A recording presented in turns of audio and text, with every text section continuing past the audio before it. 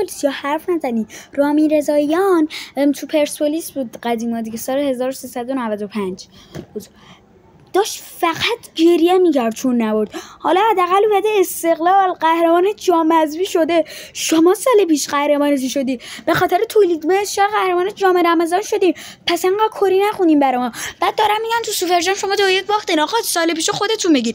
استقلالی‌ها الان با هم دیگه هماهنگ نیستن. بابا اولین بازیشونه سابیندو بازیکنای جدید آورده، هماهنگ نیستن. انقدر کری نخونیم برای ما، همش کری.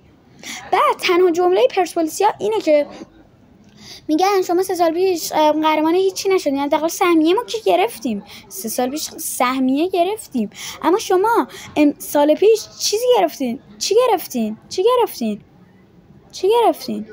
سهمیه گرفتین، جام حذفی گرفتین، آسیا گرفتین، لیگو گرفتین. بکوب لایکو.